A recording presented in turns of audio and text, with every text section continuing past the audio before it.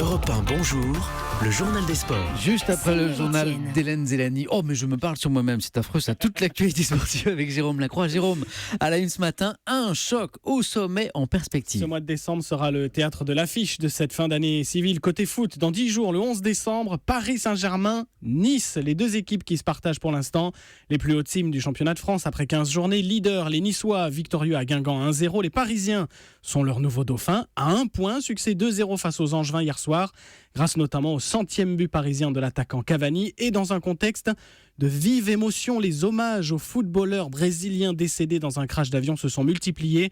Écoutez Lucas, l'un des Brésiliens du PSG.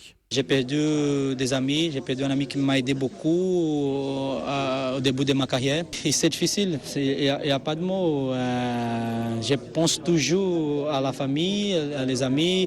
Il y avait des joueurs qui a laissé des enfants. Des propos recueillis par Julien Froment pour Europe 1. Cavani qui, après son but, a retiré son maillot pour laisser apparaître un t-shirt hommage sanctionné. Alors certes, comme le règlement l'indique, d'un carton jaune, toutefois largement contestable. Effectivement, Niçois et Parisiens en haut du classement, mais les Nantais tout en bas. Oui, ou presque 19e et avant-dernier ce matin, après une déroute 6-0, la plus lourde défaite à domicile de leur histoire face aux Lyonnais.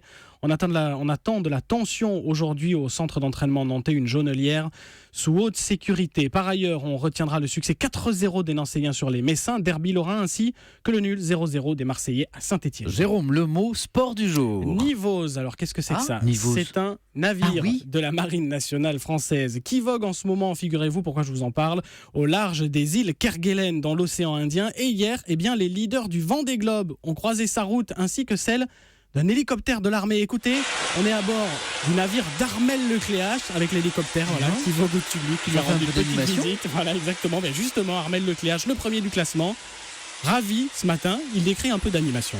On a pu échanger avec le pilote de l'hélico et aussi le commandant du bateau pour discuter un peu. Ça faisait du bien d'avoir de la présence humaine ici un peu au milieu de nulle part dans l'océan Indien. Voilà, Armel Lecléache, toujours leader, un jour 24, mais d'un souffle. Alex Thompson, le Britannique, deuxième avec à peine 18 000 de retard. C'est rien du tout. Suspense donc. L'histoire du jour, Jérôme. Il est 898e golfeur au classement mondial et pourtant c'est lui qui concentre toutes les attentions et tous les Tiens donc. objectifs.